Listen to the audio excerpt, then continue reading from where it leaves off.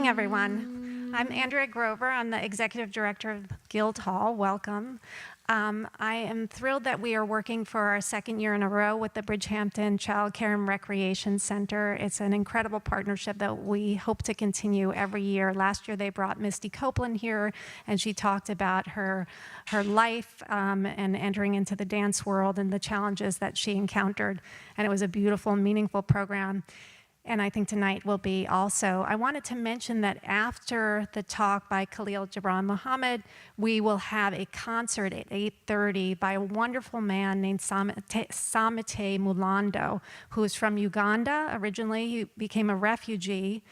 And he, through storytelling and playing of various instruments, tells his own story and how he founded a nonprofit called Musicians for World Harmony, which promotes music as a great peacemaker and unifier, especially for displaced people and people who are living in distressed conditions. It's going to be a beautiful, life-changing concert. It kind of helps you get out of your own head and reset your priorities to think about the trajectory of this man and all that he's accomplished. So when you leave, we have a little flyer outside that is for $20 off tickets tonight to that program. Or you can just go to the box office and give the code word INSPIRED. So I'm going to turn it over to Bonnie Cannon, the Executive Director of the Bridgehampton Child Care and Recreation Center. Thank you so much.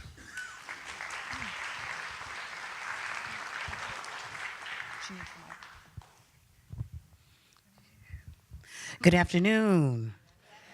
How's everybody doing today? Wonderful. Welcome. My name is Bonnie Cannon, and I'm the Executive Director for the Bridgehampton Child Care and Recreational Center, and I welcome you here. I see so many wonderful faces in the audience, and so happy that you took your time to come today.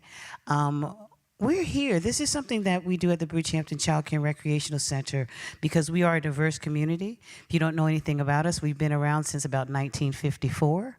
I see one of our founders and people in the audience, Mr. Bob North is in the audience, and we've been here for a long time.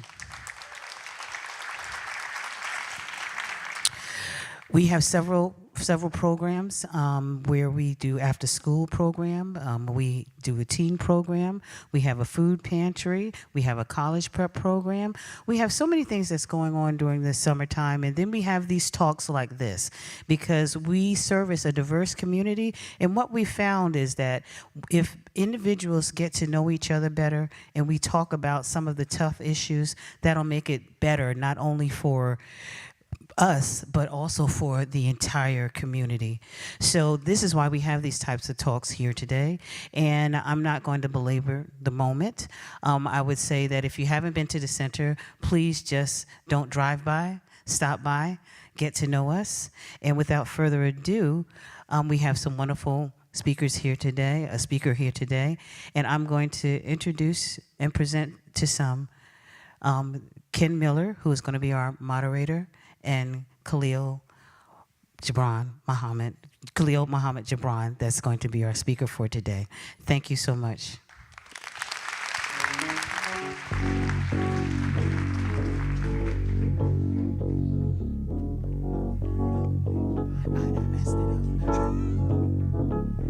A boy's born in hard-time Mississippi, surrounded by four walls that ain't so pretty.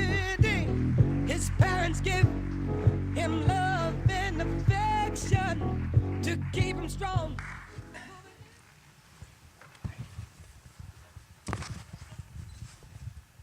Well, thank you, Bonnie, for the introduction, and thanks to the Bridgehampton Child Care and Recreation Center and all that you do for our community. Thanks to you and Paul Jeffers, PJ, your chairman. I'd like to say it's great to see all you friendly faces out there in the audience, but we can't see you.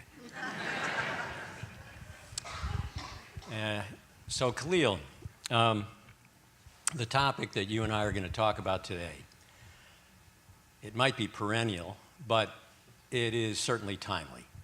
In today's New York Times, we had a column by David Brooks, who normally tries to find some positive middle ground, he was going to write a positive column about all the racial progress that's been made in America. He kind of threw in the towel in a column called The Quiet Death of Racial Progress. I thought, for lack of imagination, we might proceed chronologically. And, you know, I have a lot of friends who talk about black people in America in the same breath as immigration.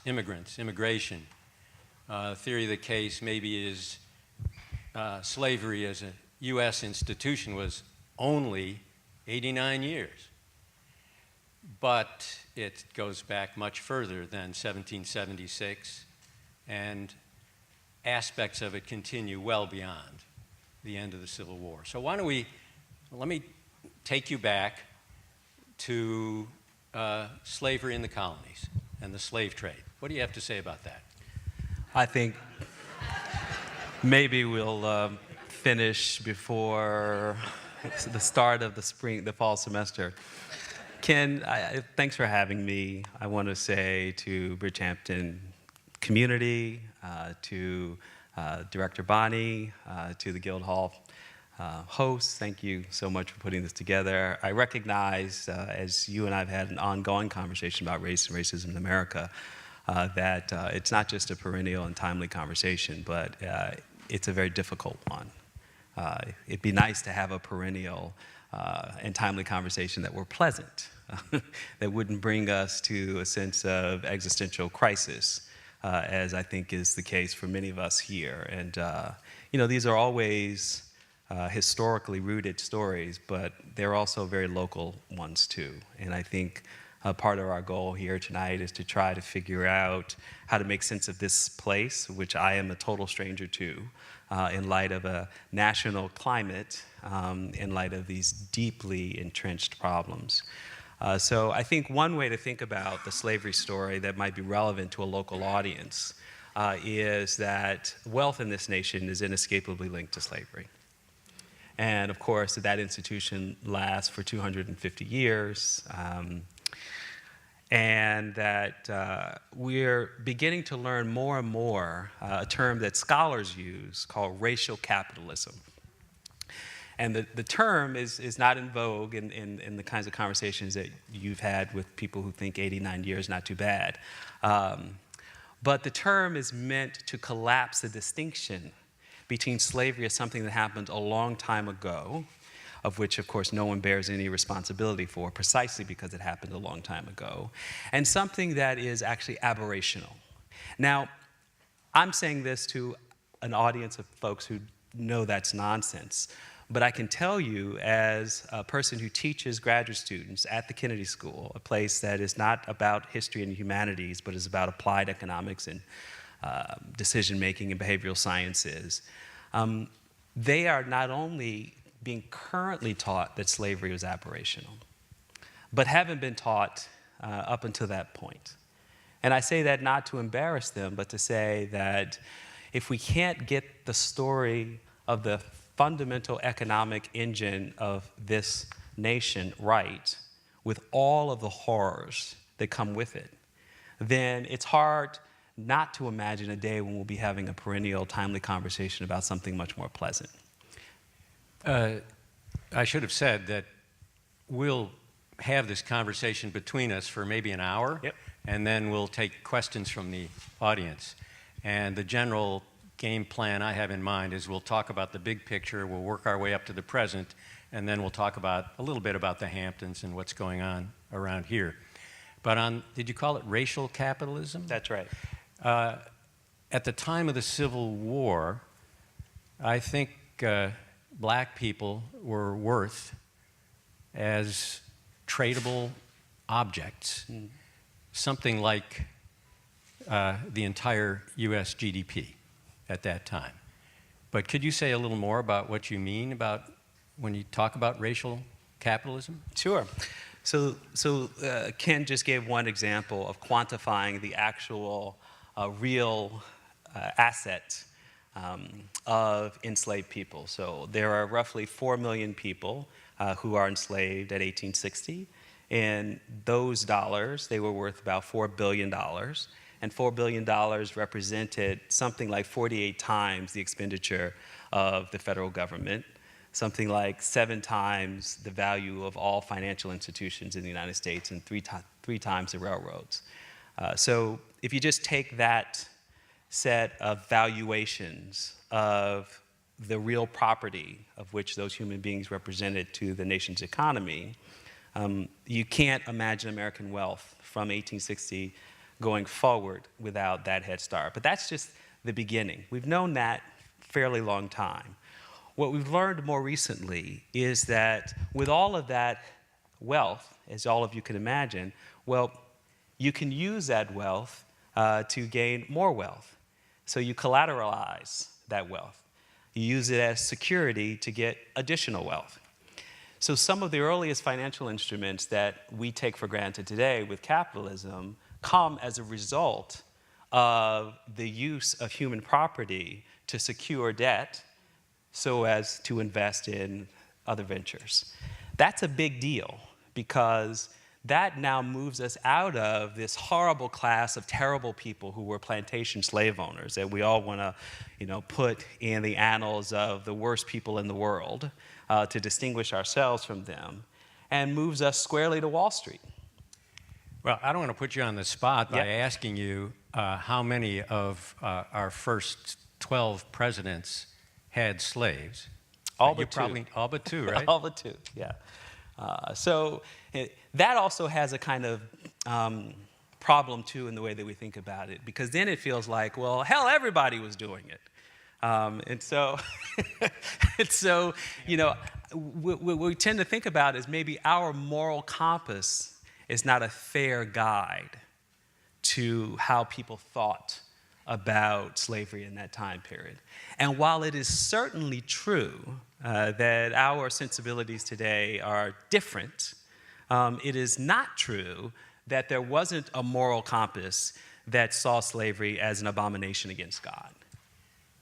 But taking you then back to before the founding of the United States, somehow by the time of the Civil War, slavery had become endemic to the economy of the South, King Cotton.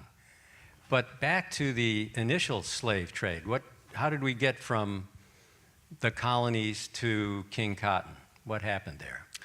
Well, okay, so a couple of myth busters. So while it is certainly true that with Eli Whitney's cotton gin and that technology increased the potential for cotton to become the leading export of which it did become in the world, so most of us are wearing something with cotton in it. Well, if we go back 200 years, it was the United States that provided the cotton that clothed most of the rest of the world. But that cotton was not turned into clothing in the South. That cotton left the South and moved to mills that could be found on both sides of the Atlantic. In the North, in New England, here we are, as well as in London. Not only did that cotton become clothing in New England and in London, it is also true that the boats that moved those people from Africa and the cotton back to England were built in New England as well. In which case, the wealth of New England itself, tied both to shipbuilding and after whaling to textile mills, is fundamentally linked to slavery. There's no escaping it. Which means that although it is true that a place like New England carried a tradition of abolitionism quite distinct from the South, where none could be found, it is also true that they were crazy people in the 19th century. Crazy in the way that people like to think of, say, a Colin Kaepernick as a lunatic for disrespecting the flag, or a crazy person in the way that John Brown led a raid on a federal arsenal, because that's what crazy people do in order to change systems. Well, what do you have to say about the Civil War itself and its romanticization by certain elements? Well, that it's alive and well. To quote Brian Stevenson, the great death penalty indigent defense lawyer in Montgomery, Alabama, who directs the Equal Justice Initiative, he says that we won the Civil War but lost the racial narrative battle, which is to say that we're still fighting over how to make sense of the fact that upwards of 750,000 people died in the United States on either side of the Mason-Dixon line, fighting about something. In today's world of political spend and historical illiteracy, it was not, of course, about slavery. It was about federalism. It was about states' rights. That's not true, of course. But the extent to which we're even having a debate that demonstrates what children are exposed to both in their homes, classrooms, and churches about what the Confederate flag symbolizes as a form of Southern heritage, not a form of treason against the United States in defense of an institution that was a moral abomination. So it's hard not to talk about the Civil War today without recognizing that the legacy of the Civil War is very much a part of our national political culture. Well, it occurs to me to ask you about black people who fought in the Civil War, because in many of our, certainly after World War II, not to get too close to the present yet, black people served for the United States of America and came back to a very prejudiced country. They found that the veterans' benefits weren't available to them, and they were very underappreciated. What about the black soldiers in the Civil War? Yeah, it's an interesting contemporary resonance with that. So first of all, something like 200,000 African Americans fought in the actual Civil War. Untold numbers of women served both in official capacity as nurses, as other forms of enlisted and voluntary supporters of men on the battlefield. But essentially, the war itself is partly a consequence of the choices that African Americans made to support abolitionism, which was both a black and white affair for those who were free and mostly northern, to support the cause of abolition. In other words, some of the earliest rumblings of the potential for war were black people leaving. So we know about Harriet Tubman and the Underground Railroad, in part because they were forcing the North to come to terms with the inevitability, or at least the potential of black people to change the course of the nation. That's a missing footnote, because while we talk to some degree, Frederick Douglass, for example, the most famous black abolitionist, had two sons, both of whom served in the 54th Massachusetts Regiment in the war itself. That story's been told, and certainly if you've seen Glory, you've seen some version of this. But what has not been told as well is the degree to which African Americans pressed the hand of the Union by pursuing freedom before the war itself. I'm kind of stunned to learn that you believe that was such a factor. Yeah, of course, right? Like, how could black people have agency? Well, yeah. Okay, but I never heard the story before. You feel, based on what, that they were that much of a factor? Well, the fact of the matter is, every sign of resistance was a sign of hope and optimism for the potential for change and transformation. So by the 1850s, and certainly right up until the election of Abraham Lincoln, it's clear that African Americans are prepared to revolt. Now, it's not en masse, so we're still talking about 200,000 who serve out of 4 million. But there was an established black political leadership, small in number, who were the same people who became Reconstruction leaders, 14 in Congress, 2 who became senators, something like 1,500 elected officials across various offices in the South. Those people didn't have a political awakening at the first sound of the Civil War. Those people were planning their political retribution and their seat at the table before the war happened. So when you think about networks, we only think about networks through the lens of an underground railroad, of freedom, of people leaving the South. But no, in fact, people were preparing to force the hand of allies, mostly in the North, to prepare for what would eventually become the Civil War. So it's a subtle distinction in that they had political ambitions to change their fortunes. That it would result in the war itself that it became was nobody's certainty. Well, frankly, that's a revelation to me. As to the war, as to the Civil War, there's a quote that I'd like to actually read by Walter Russell Mead from the April Foreign Affairs magazine.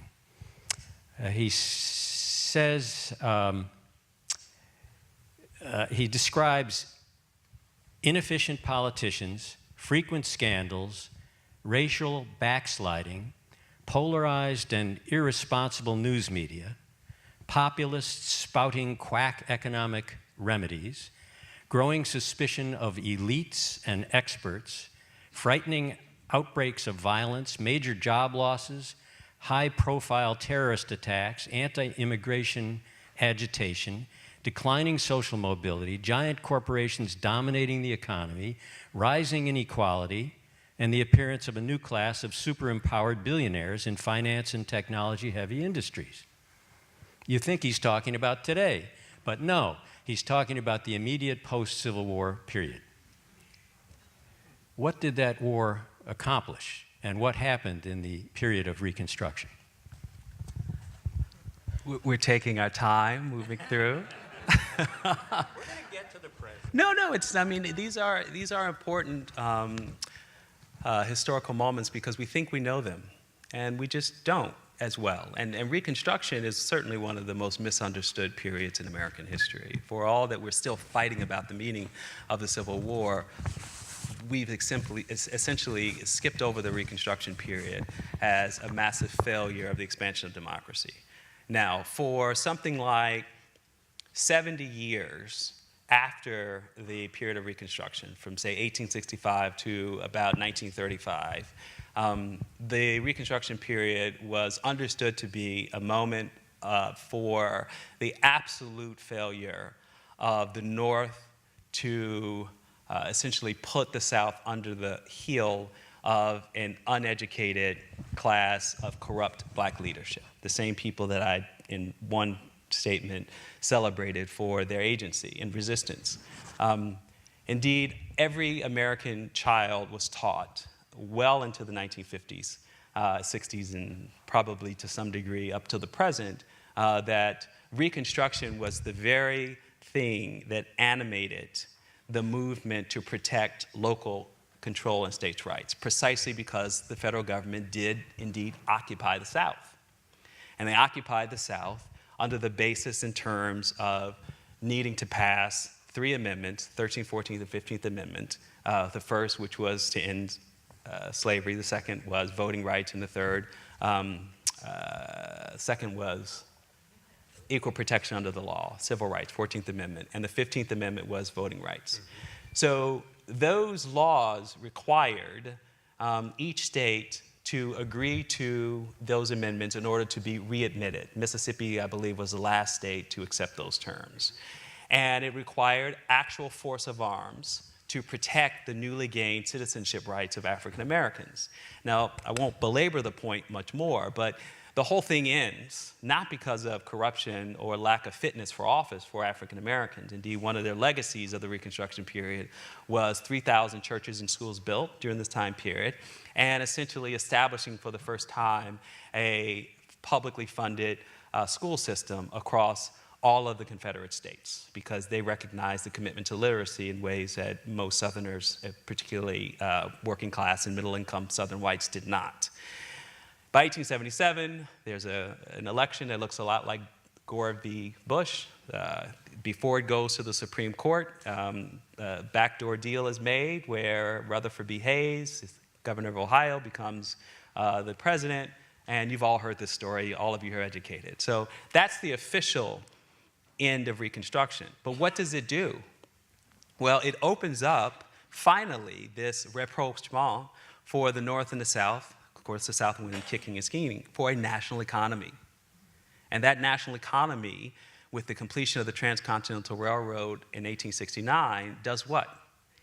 It literally makes possible the great age of technology and industrialization. The second industrial revolution is born, the great era of robber barons. And so that quote comes in response to the tremendous wealth inequality, where essentially the national economy is running roughshod over not only indigenous people's lands, but every other farmer in America, black or white, whose property was in the way of a major magnate, whether it was a railroad tycoon from Vanderbilt or whether it was Rockefeller with his plans for fossil fuel extraction, you name it. And that produces the period of a populist uprising that gave the possibility for interracial alliance between black and white Southerners, farmers, I should say, it's not just a Southern thing, who in the end are not able to rally together against corporate interest, in part because of racial scapegoating. And we talk a lot about populism because this is an era where populism emerges as an economic critique of that robber baron inequality, which is resolved not by interracial alliances, is resolved by racial terror. Lynching emerges as a consequence of that, and the out-migration of African Americans. And what do whites get in exchange for this? They get the security of their whiteness. So the great era of white supremacy emerges in this moment as a robust intellectual defense of white people's natural superiority over black people. Okay, so now we're getting to the music that we came into, Stevie Wonder's Living for the City. There was this northern migration. It's the period that your very well-regarded book, Condemnation of Blackness, deals with. It's the period that Sherilyn Eiffel's book, On the Courthouse Lawn, deals with, where there were these constant in terrorem lynchings that took place as a kind of didactic show of force to both the white and black community. And I wonder if you'd say a word about the thesis of your book and what happened in the kind of reinvention of racism that took place to deal with this migration. Yeah.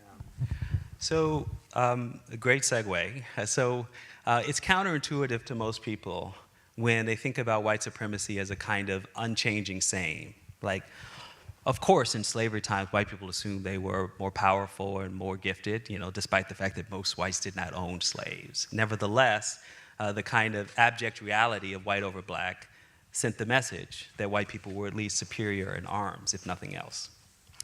But there had not been, until the late 18th century, and most certainly with much greater attention at the end of the Civil War and following the Reconstruction period, a national commitment to the science of racism in ways that proved with intellectual rigor at the most prestigious universities, including Harvard, in the country, the point that white people were indeed, by IQ, by brain size, by every measurable form, memory retention, you name it, they tested it. And this is the period for the heyday of racial science. Now, the good news is that scientists tended, most of them, not all, tended to follow their own protocols. And so when it turned out that they could not correlate brain size with IQ, they threw out the brain size argument. It took them a while, but eventually they did. And so what happened is the physical scientists could never quite find the smoking gun over the course of really something like 100 years. But in earnest, from about the 1850s to the turn of the 20th century, they could never find the smoking gun that could correlate perfectly some form of physicality with some form of evidence of superiority. I've used brain size because that was the most common one, but they tried hair texture. They tried. The point is they could find genius across the entire spectrum of humanity. And as long as they could, they said, well, yeah, I guess we can't prove this point. The behavioral sciences, however, stepped in and filled the void. And the behavioral sciences, beginning in about the 1890s, began to look at big data. So one of the things that I'm struck by in our moment is that we think big data is going to save us from racial bias. We think by training algorithms to be really smart, we're going to remove bias from human beings and fix it with computers. But of course, as any person knows, garbage in, garbage out, right? So your algorithms are only as good as what you code them to be. And as such, we still live in a society with institutional racism and certainly historical racial data or racist data. So one of the most long-standing and enduring justifications for white supremacy, it turns out, could be found in the big data of the US Census that showed one generation after the end of slavery that African Americans made up roughly a third of the prisoners in the United States of America, when they were only about 12% of the overall population. Now, in a world with Giuliani representing the great age of law and order and the Trump administration, it doesn't take much to see why statistics like that would have such legs, because it proved the point, like, oh, now that they're free, these people are a race of criminals.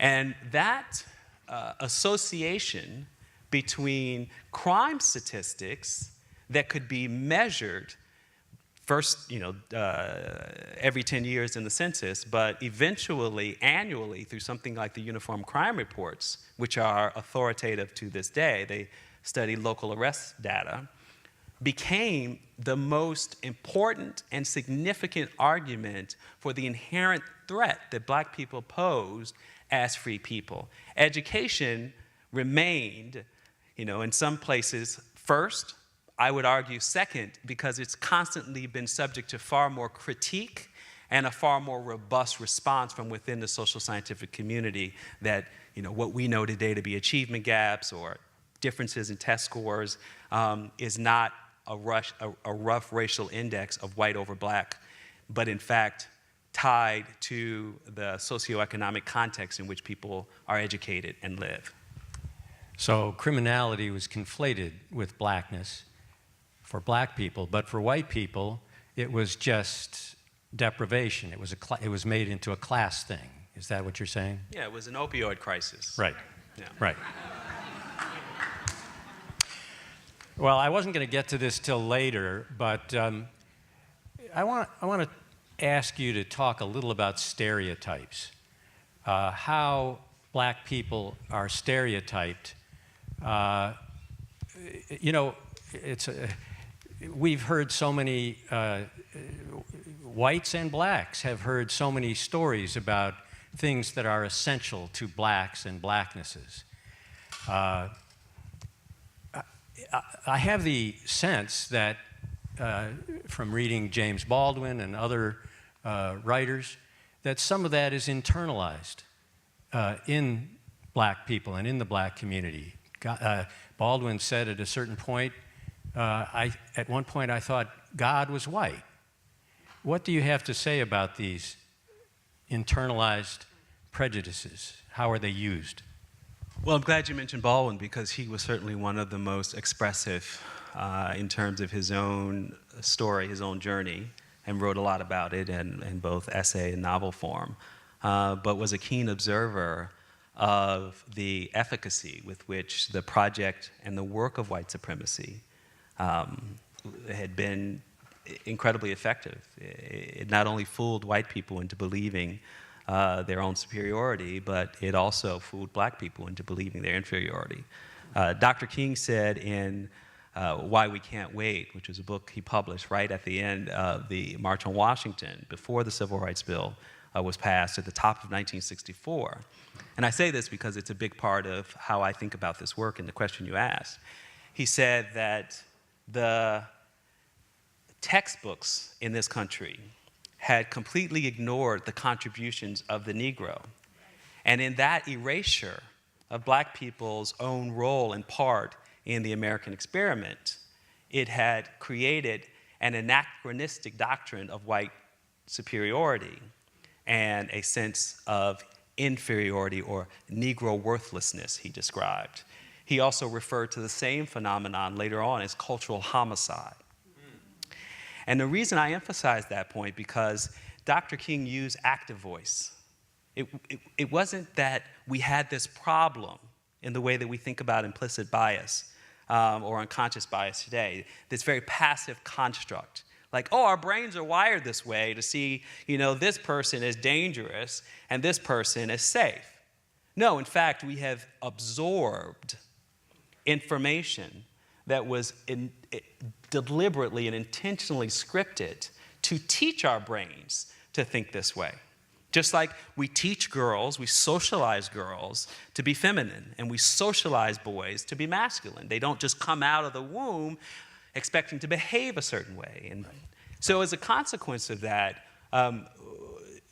Dr. King's active argument there that the textbook writers had created this construct by erasure, or as those who believe that the Confederacy is about Southern heritage and not hate, means that these stereotypes are actively being taught to us right now as we speak and live. They're not just things that sit in the ether and we just somehow can't get around them, which is why it's so important that we actually change the way that we teach our history, we change the way we talk about the past, that we make a commitment to be brave. And I say this, frankly, for white people.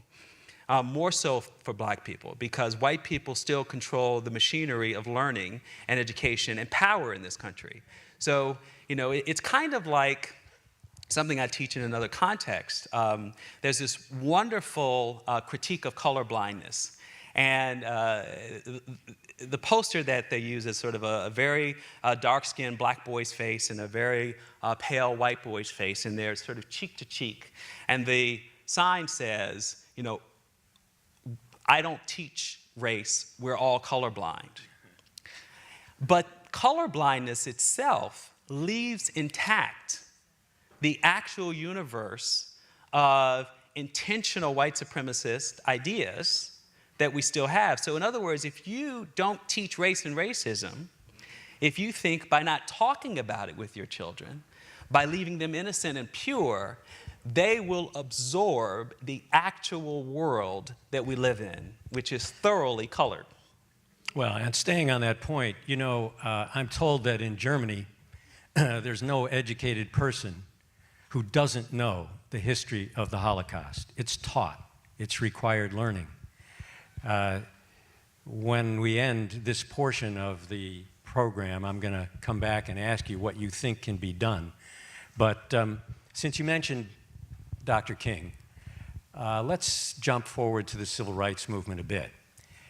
In today's paper, we had the news that the federal government is reopening the investigation of the Emmett Till case.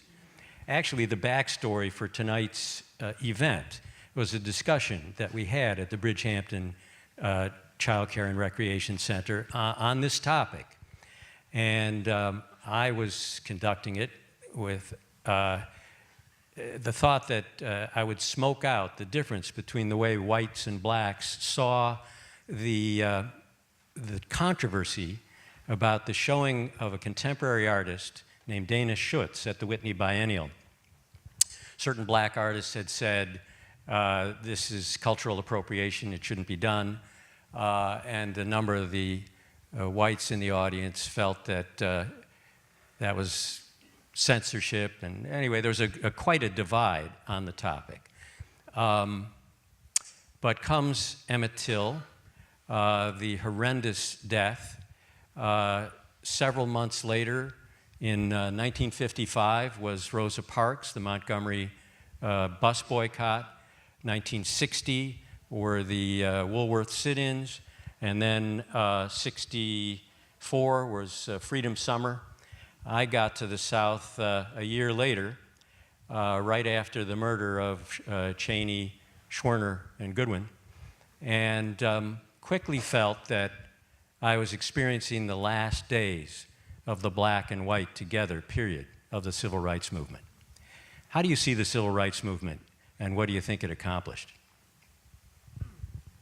It's another one of these big questions, right? So if I were fortunate enough to be on All Things Considered, I'd have to give you a 2-minute response. I would say that the civil rights movement was necessary but insufficient. We can't skip over these chapters. And so there's a couple of things that are really stick out now 50 years later. One, we realize now that white ambivalence may have been much more of a problem than white resistance than we gave attention to in the time period. And why do I say that? It's because most of the mythologization of the civil rights movement is about the nation's capacity to get it right. You heard this time and time again during the Obama presidency. This nation is always moving forward towards a more perfect union. And so in that, it sort of endows everyone with the good news of the hard work and sacrifice of those foot soldiers, right, who were on the front lines. And so the cloak of this mythologization is that everybody was on board, because at some point, there's no resistance except for small pockets, kind of like the small pockets of white nationalists, right, that we want to keep thinking are far fewer in number and influence than they actually are. And I think when Dr. King says in Where Do We Go From Here in 1967, like he said in the letter from Birmingham jail about white moderates, he says fundamentally that the problem in 1967 was the unwillingness of most whites. He called it that they were, and I'm using his words, that they had psychological cataracts, that they used bland euphemisms, that they lived in a fantasy of self-deception. All Dr. King's words. Because what he recognized is that the civil rights movement had not touched the hearts and minds or the swimming pools or the neighborhoods of the vast majority of white people. No protest ever showed up in their neighborhoods. No black kid ever showed up in their schools. It wasn't their problem.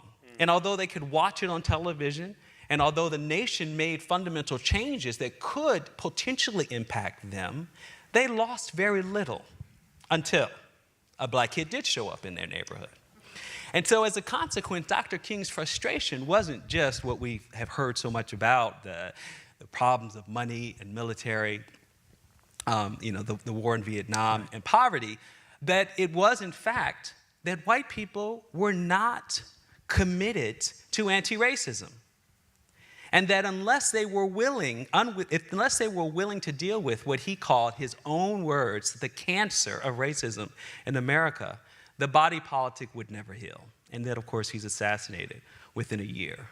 So for me, looking back over those 50-year period, if I could prescribe to every person in the audience to read Where Do We Go From Here, not because it has all of the answers for what ails us in 2018, but because it accurately diagnoses one of the major pillars of the problem that we face today, which is the unwillingness of most whites to take ownership of the problem of systemic racism in American society. That it's not just about intimacy and proximity to a person of color. It's not just about your handful of black friends if you happen to have a handful. It's not just about what's in your heart. It's not just about how you've raised your child to be a good person. Systemic racism has itself evolved to be far more pernicious and insidious. For a simple example, mass incarceration isn't just a consequence of a set of policy choices over time. It is also the logic that someone like Michael Bloomberg argued over 3 terms of mayor, that it is perfectly legitimate to make assumptions about 15-year-old black boys if for no other reason that they live in a particular neighborhood. If that isn't racism, if that isn't racial discrimination, but of course he never called it as such, and as long as you convince a person who is unwilling to accept the basic framework of this problem of institutional racism, then of course policing can't be racist. So while we're on the subject, why don't you say a word about government-sponsored racism in housing, in the law? Absolutely. So simple point. I think a lot of people by now know this, but 10 years ago, most people did not, because the research had not been as compelling or as widely read. And that is that beginning roughly in the 1930s, when the New Deal establishes the basic infrastructure of home buying in this country today, first by extending credit to home builders so that more homes would come online in the wake of the Great Depression, and second, by encouraging longer lending periods for the average home buyer that would go from, say, 5 years to 30 years, which would make the payment drop to next to nothing for most people, we had a huge explosion of home ownership. And who was left out of that? Black people. Redlining was itself a consequence of creating, first in the private sector, then in the public sector. We began with private real estate agreements, which were restrictive covenants, private behavior by banks and not choosing to lend to communities that were too black or in transition.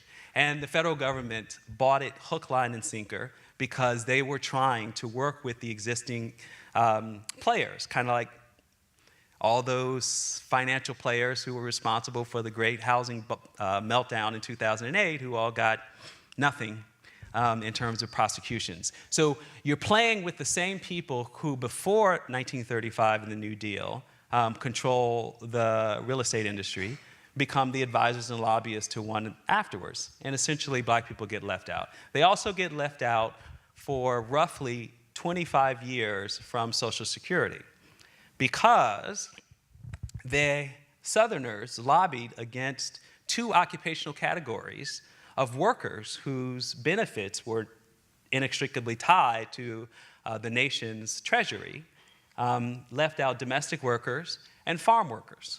Why? Because that covered 75% of the black laboring class. So it wasn't until 1955. So think about this. You have your first fired, last hired, first fired, even in the context of the New Deal, which only lasts a certain amount of time.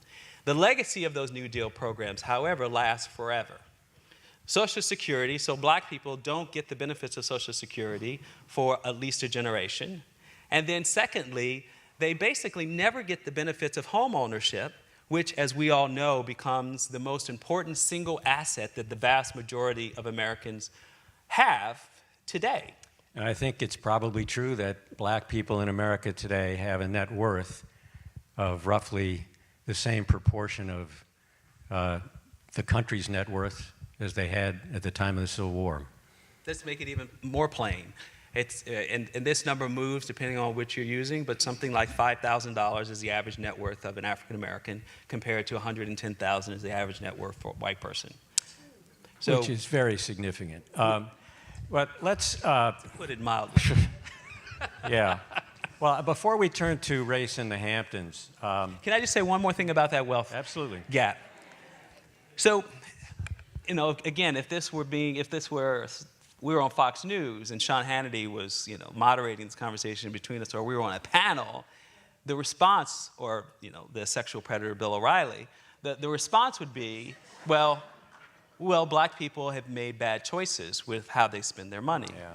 Their profligacy is the root of their wealth gap, or because they come from broken homes and don't study hard enough. And if we don't name that, that's what sits underneath these disparities that we name. We're really good about talking about the disparities. The harder part for us is to actually explain the racism inherent in the disparities. Because if we just leave the disparity intact, people walk away filling in the blanks. And they walk away, in some ways, reinforced in their point of view that there must be something wrong with black people if there's so many in prison and they have so little in their bank accounts. Well said. Look, you and I both grew up on the south side of Chicago. I was a teenager. I got a job with I feel like this is the beginning of The Jerk with Steve Martin. No, but it is a sneak attack because I'm going to mention the fact that I used to deliver mail to your great-grandfather, Elijah Muhammad. And you were not to be born for several years after that. But And your father was a very distinguished Pulitzer Prize-winning photographer. He's still distinguished. Okay. That hasn't changed. Still. But would you say a word about the many attempts by black people to get organized and do something about the problem? I don't as much, I'm not as interested in Marcus Garvey as I am about how you see the black Muslims. Yeah, it's a both and, because in some ways, the strength of the Nation of Islam by the 1940s and 50s is a legacy of Marcus Garvey's movement. Marcus Garvey, for those who don't know, is a Jamaican immigrant to the United States and has these crazy dreams of building a shipping line that will be for blacks and by blacks to participate in international trade. And he wants to use it as the economic basis for colonizing Africa on terms that would essentially mirror capitalism. In other words, he wanted to get in on the game. And he organized something called the United Negro Improvement Association, which was a dues-paying membership organization. And the idea was not only were you part of this organization, which was going to essentially create a form of black-empowered capitalism beginning in the 1910s, that it would itself become the basis for a new nationhood that Europeans would respect, because black people would then have a basis for power and making claims for better political treatment here and abroad. It was the first mass movement of working class black people. First, we thought it was just in places like New York City, which was home to the UNIA. We found out more recently that it was all over the place. And indeed, one direct link between Marcus Garvey's organizing and the success of the UNIA was Malcolm X's father was a member of the UNIA in Oklahoma, Michigan. Where was Malcolm X early on? I'm drawing blanks here. Michigan, yeah. So, no, but there's an Oklahoma part, and then Michigan. Yes, I know I'm not crazy. So if you think about that connection between Malcolm X, who becomes a protege of Elijah Muhammad, and the most successful, prominent national minister who brings into the fold of the nation more members than anybody then or since, that tie is not to be missed. And the basis for the Nation of Islam's own notion of economic empowerment also took basically a black capitalist approach, which is that black people are going to own, as best they can, the means of production. They bought land in Georgia to build farms. They had factories on the south side of Chicago. They had a whole chain of banks and real estate, banks and retail establishments, from dry cleaners to bakeries, et cetera, and got into the wholesale market as well, for the purposes of saying, we're going to put our own people to work to protect them from the vagaries. Because one of the things that made it very difficult for black people to organize resistance to white supremacy was the threat of losing your job. It wasn't just the threat of losing your life, as was certainly true in the South, but in places where the Nation of Islam was very active, first in Detroit, then in Chicago, spread to Philadelphia, New York, et cetera, it was about your job. And if you couldn't stand up to the kind of very tricky racism, the kind of de facto racism of the North, which was often enforced by policing and building codes, for example, and the kind of attitudes that teachers brought to the classroom, then you had a much harder time. And that legacy ultimately was a major threat to the nation, to the United States of America, precisely because it wasn't just a quiet, we're going to marshal and build our own resources. It was a robust critique of racism as well. So it was a both and. It was about the money, and it was about the critique of systemic institutional racism.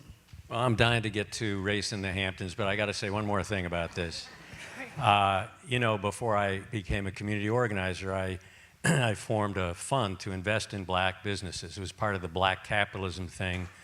And then I read in Richard Rothstein's book how black capitalism was used by the Nixon administration basically as an excuse for government inaction.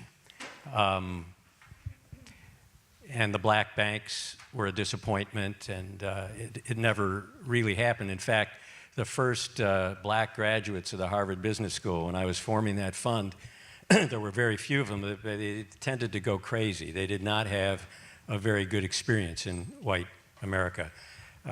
What have you to say about black capitalism today? I mean, black people have had tremendous successes in media and in sports. We've had some, exemplary successes among black capitalists. What have you to say about, I mean, part of the overarching problem we're talking about, if you want to get meta about it, is capitalism itself. Well, we started there, right? But maybe you can say a word about black capitalism. Sure. So, first of all, there's a great work. I'm forgetting her last name. It's called The Color of Money. You have it in your notes, so please tell them. Michelle Alexander. No, that's the new Jim Crow. That's like, Richard if you don't know Rothstein. the answer. No, Richard Rothstein. you'll The Color of Money, Richard Rothstein. It's not. That's The Color of Law. Color of Law, you're right. Hold on. Hold on. We'll get it to you. I'll talk and you find that answer. All right. Okay. So, one simple way to think about this is, I just ended one critique of black capitalism, or I should say one summary of black capitalism vis-a-vis black nationalism going back to the 1910s, with black people pooling their resources to have greater protections over their own livelihoods. And that extends through the Nation of Islam, well into the even to this day, but the Nation of Islam is a shadow of its former self in terms of its economic prowess in black communities. The problem, or the difference between that black capitalism and the black capitalism that comes vis-a-vis Nixon, which was an absolute public policy. It wasn't just something that just happened. It was a way of saying, we're going to put, through the Small Business Administration, money into the black community. We're going to promote affirmative action, which was a Nixon policy choice, for the purposes of creating a class of middle-class black professionals who will become bulwarks of capitalism. Mesbics, they were called. Okay. But I can't find the name of that author. I'm too interested in what you're saying to look it up.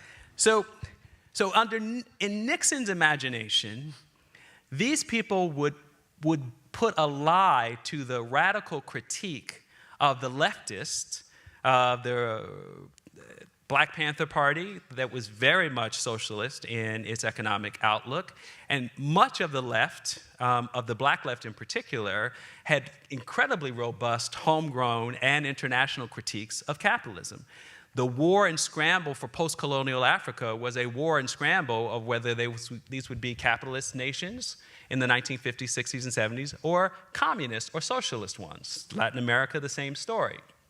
So what happens under Richard Nixon and what happens with this new class of black capitalists is they drop the critique of racism.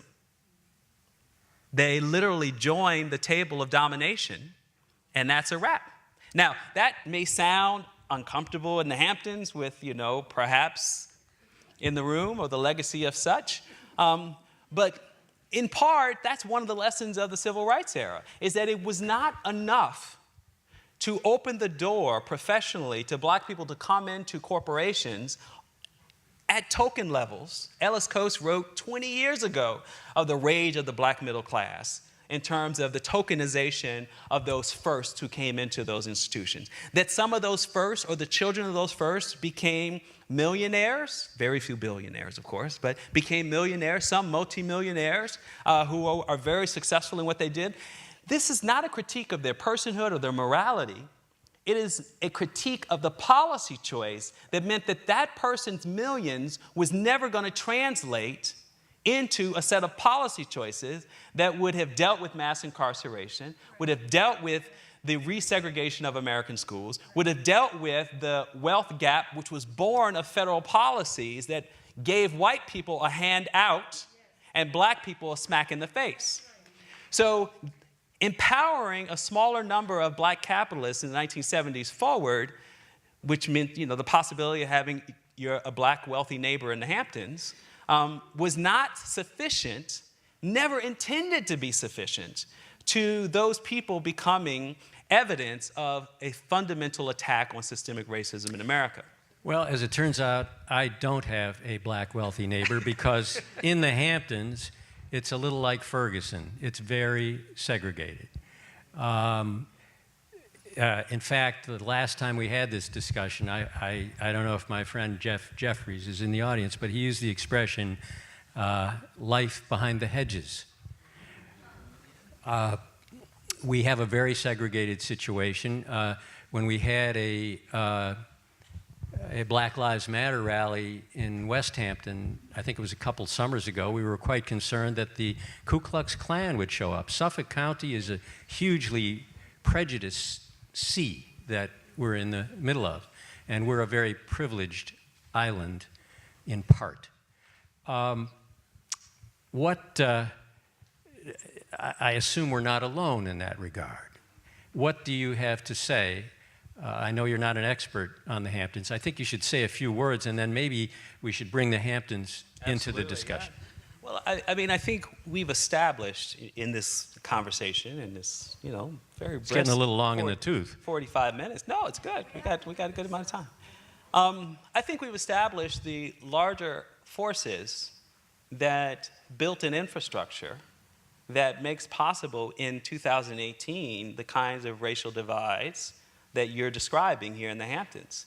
So the same financial system that people borrow money to buy a big house behind the hedges is still in place. Mm-hmm. And we've not disrupted that financial system to address, either through reparations or a set of policy choices that would prioritize the least of these, in this case, African Americans or Native people in this country, or those who have long been actively discriminated against. So, I don't have to be in the Hamptons to know that, you buy a house in the Hamptons and, some folks are buying it straight out cash, but that's not a good use of your money. So you're going to borrow a little at low interest rates, and that's the same banking system. There was just a study by investigative journalists at ProPublica that looked at big data on 31 million mortgage data points and found systemic evidence of the same kinds of predatory and discriminatory lending practices just in the last 6 months. So to the degree to which the Hamptons has exacerbated the kind, or I should say, not the Hamptons, that the Hamptons is symptomatic of the kind of aggregate and worsening problem of racialized capitalism or wealth inequality in this country, that makes a lot of sense. The other thing, of course, is that the original black settlers of Long Island more generally were people, and this is contrary to how most people think about the Great Migration. Headline, there were black people who never wanted to move to the city. They actually wanted to move to the country. They just didn't want to live in Alabama, Mississippi, or Georgia. They wanted a farm. They wanted to farm their own land. They wanted to be left alone. They didn't want neighbors. They didn't want to live on top of people. And there's a great book written by a guy named Andrew Wiese, W-I-E-S-E, called A Place of Their Own, A Land of Their Own. I'm trying not to mix it with Stanley Nelson's film about Martha's Vineyard, but Andrew Wiese is his name. And that's partly the story of Long Island more generally, including the Hamptons. Those black migrants came straight here, and they tried to make a go of the same kind of commitment to land ownership and farming that they had known in the South, but under the most extreme conditions. And what did they find? They found racist white people. Sometimes they found allies, but oftentimes they found either a kind of, why are you here? You don't really belong here, or they found outright hostility. They also found an economic system that, as we've already talked about, when those potato fields started to build homes with government-backed mortgages that they couldn't get. Right. So it essentially locked them into a permanent class of low-wage, landless workers. And of course, many heroic black people overcame those odds. We learned the story of Clyde Ross that Ta-Nehisi Coates tells in the great article in The Atlantic, The Case for Reparations. A person like Clyde Ross, who essentially is buying a house on layaway, which is literally outside of the system that most whites have access to, because another kind of predatory class, payday lenders for homes, comes along and says, yeah, I'll make sure you get a home, but you miss one payment and it's mine. Okay, well, listen, I could ask you questions forever and learn from you. It's been fantastic so far. Let me now turn to the audience. We're going to have to vacate the hall sooner than we'd like. There are microphones in the aisle. If you're going to ask a question, please do identify yourself by name. This is being videoed, so you should assume if you ask a question, it may go viral on the internet. But is there anyone who would care to ask a question at this point? We have someone back there.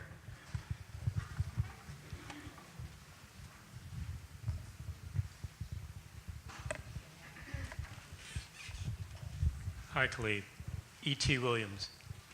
I live in Sag Harbor, as you may know. Is your microphone on? Can you hear me now? Yeah. Thank you. We summer in Sag Harbor and live in the city. But I wanted to go way back to the first census of free Negroes that was taken in 1830. And could you talk a little bit about the free black community that lived in America in the 17 and early 1800s? Sure. It's not exactly my bailiwick in terms of rich detail, but essentially there have always been black folks who were free. Going back to the first who came here in 1619.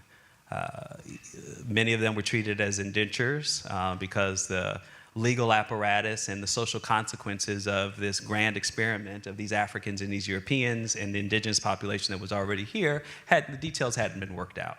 And so that population gave birth to other populations. In other words, there have always been property-owning black people somewhere in the United States on any given day, not in any given place, but certainly around.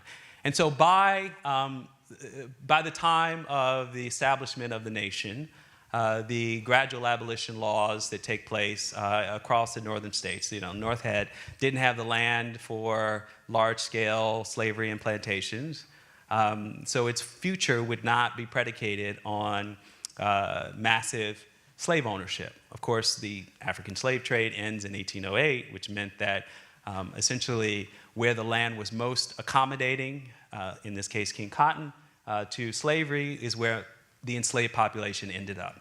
And so the North gradually drains itself, first by the choice politically to abolish slavery through gradual abolition laws, and then secondly through an internal slave trade that heats up after the transatlantic one ends, which sends basically the rest of the black population as best they could down to the south. Who's left? The population that is left are people who were most secure, either because they lived in households that were never in the way that we think of slavery. They were basically domestic workers, people who were enslaved but in fact worked essentially as domestics, people who had owners who were basically good people in the way that we would think of them as good people within that context. And so they freed their slaves or the enslaved people when those gradual abolition laws took place, gave them a little property and a money. Who else? Well, the children of rape who were biracial or mulatto, and those folks represented that class. So in New York, in Philadelphia, especially, a place like Charleston, you had visible and demonstrable populations of antebellum blacks before the Civil War who did all sorts of amazing things. They invented things. They helped to direct the political leadership of their communities. They joined the abolitionist cause. They owned land. They transferred wealth from one generation to the next. And to some degree, they did the best that they could for those who made that choice. There were others who kept their heads down, just like you would expect in any population where people don't want to pay the price for changing the fortunes of somebody else. A good example of that is John Lewis talks about growing up on a chicken farm in Troy, Alabama. By 15, he's reading about Dr. Martin Luther King, decides he wants to go to Nashville, Tennessee to join the civil rights movement. His parents tell him, John, that's a bad idea. And why do they tell them it's a bad idea? Because they might lose their farm. So I'm using that example because you could imagine in the antebellum period what it meant for a family to make a choice about even joining the anti-slavery movement or the abolitionist movements. Do we have any other questions? I mean, I'm full of questions, but I would... I have a question. You must be Bonnie Can. Yes, I am. I wanted you to say something to our young people that are here, especially in the times that we live in today and with the chaos that's going on in the world today, and just basically what words of wisdom would you give to them as they navigate through the way that things are today? You know, at one point in time, and some feel that going to college or getting an education is a good thing, and others say, no, get a skill or trade, and just dealing with the day-to-day things that are going on today. What, if you had anything to say to young people, what would you say to them? Read a lot of history. That seems insufficient to the question you ask. I like to think of it this way. We're not going to see the fortunes of Black young people and second, third generation Latino youth in this country, or if you have any Pacific Asian in a place like California where you are honorary Black in that context, until you have the confidence and the courage to stand up for yourself, because people are not going to stand up for you. That's the truth. And in fact, the kind of work that is required for young people to actually have a future that is better than the past or what their parents have experienced requires their political participation in changing the system. Because at this rate, according to Thomas Piketty and others, the likelihood of there being enough jobs to capture sufficiently the kind of quality of life that you could expect 30 years ago in this country is diminishing, which means that it would be educational malpractice on my part if I were to try to prescribe to the students and this young people, what we've always heard, which is, study hard, do well in school, go to college. Well, it's not clear that the kids who are already in college have a future in this country. So we need our young people to read enough to understand how our world works, to understand the systems that they live with, to understand how they came to be, so that they can dismantle them and build better ones, and build new ones.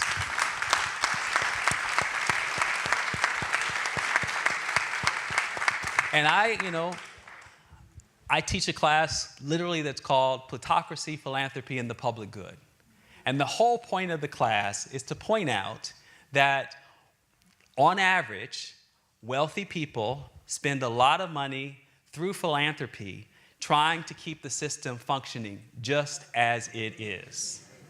Which means that more and more kids will show up needing something from a wealthy person rather than being able to own something that is their own and to actually have a political voice in the future of this country. So that's the only way we get to a different future than the present that we already have. But I wish you were with me when I was at the movie the other day and they showed a trailer of some high school kids. It was a perfectly integrated high school. Blacks and whites were hanging out together, having the normal, good time together. It was cringe-inducing, as if there were no history and no problem. What you're talking about is learning the truth, and I think you have some plans for propagating the true history. But how about some more questions? Oh, we've got some. Good. Oh, me? Hi, I'm Chloe. I'm from Westport, Connecticut. So this kind of goes into what you were just saying about kind of owning your own success, especially for in terms of me as an African-American female. I just went through the college process, and after I got into my All dream of the college school, process now? Yeah, it was killer. But after I got into my dream school, I had a lot of people coming up to me and pretty much using affirmative action as the reason why I got into the school I got into.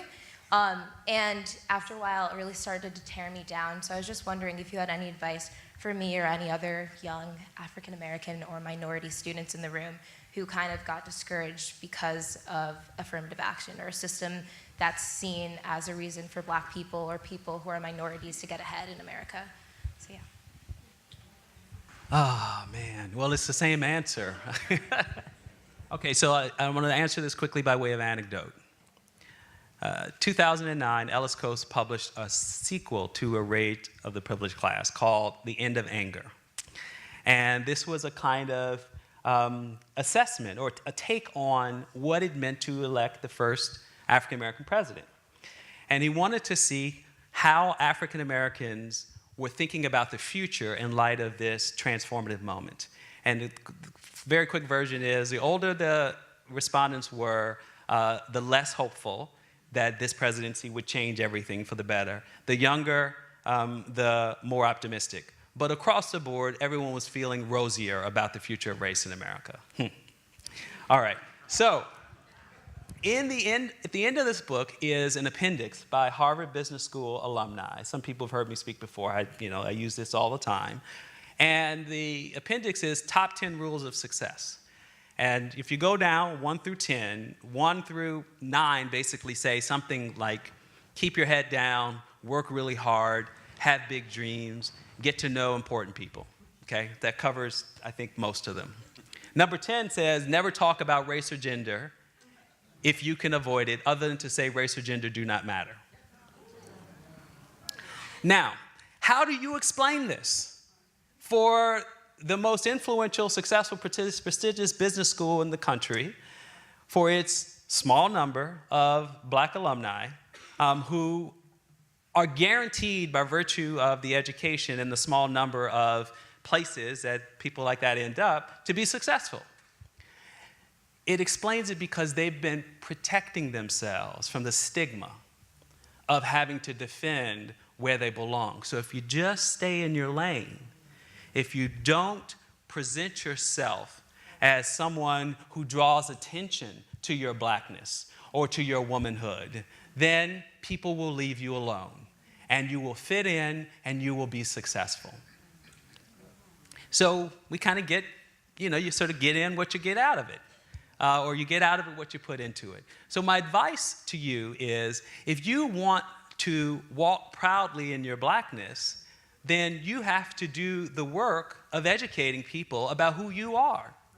And that means you have to respond to that nonsense, because the other side of the ledger of affirmative action has been rolling full steam ahead for 300 years, which meant to be white and male meant you walked into the door with a sense of ownership and entitlement over the fact that people would assume you belong. Now, if you opened your mouth and you sounded like, Jeff Foxworthy, then maybe you don't belong. But the point is that your presentation of self as a white male automatically gives you a right to be there. Now, you can talk yourself out of anything. It has been the opposite. So you have to defend that right, and you cannot be the successful person 10 years from now who gives the same advice that those HBS alumni have been given to other people. Terrific. We have a person down here.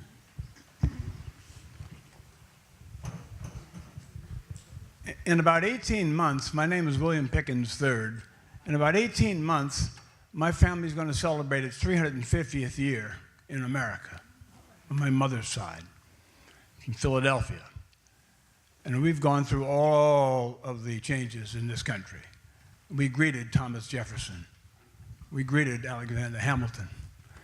And then we were thrown into all the chaos that every family like mine has experienced.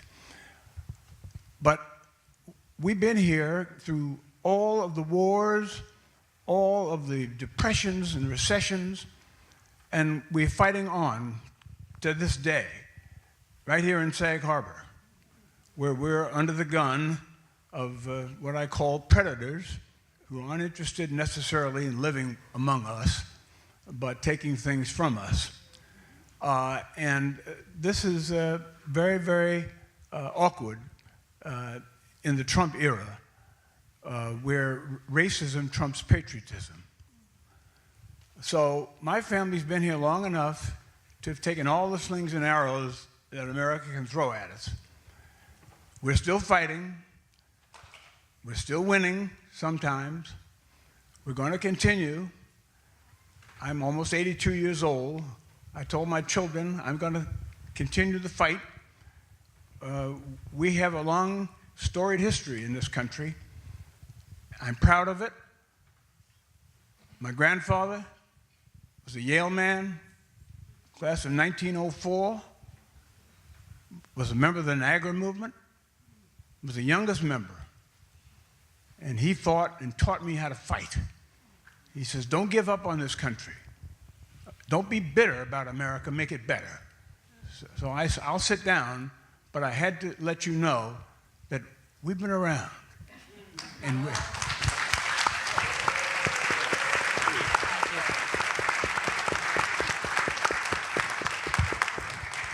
I think we have time for one more question.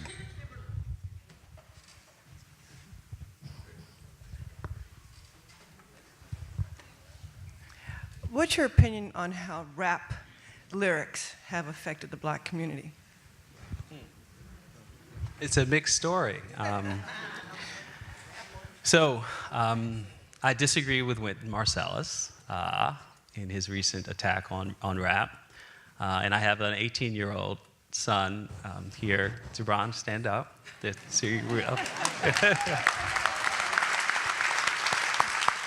And my beautiful wife, Stephanie, is here with me, too. So here's the mixed bag. Music is an expression of an artist, and picking on rap music is one of the greatest forms of hypocrisy in terms of seeing the music itself as the reason for mass incarceration or poverty or even violence in the community. It's an easy excuse, because the bottom line is it has been those institutional structures that have diminished the life chances of black people, which have given birth to the expressions that are captured in the music. And if we think this is a chicken and egg debate, it is not a chicken and egg debate. Music has always been an expression of the experiences of the lived reality of people. So we should no more critique and throw out rap music just as a kind of blanket condemnation as we should blues music, which was itself a form of giving voice to the travails and challenges. So, we like the spirituals, but a long time ago, we didn't like the blues. And then we got used to the blues, but we didn't really like the jazz. So maybe we'd learn something from our history. Curtis Mayfield once said, change the conditions, change the music. So that's one response to you. The second is that, and Pedro Nogueira's in the room. Pedro, please hold your hand up. Did he leave? He had to go? Okay. Well, he's a wonderful educator, formerly at NYU, now at UCLA.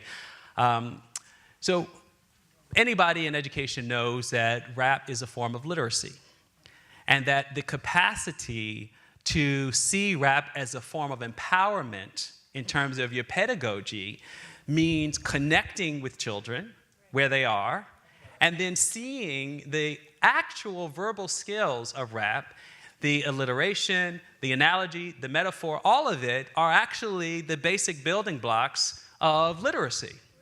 So we're missing, yet again, through critiques of black people of being damaged in some way, that all of this is really a series of collective aggregation of terrible choices that black people make, which is why their condition is so bad. That's the oldest running script going back to the beginning of our time here.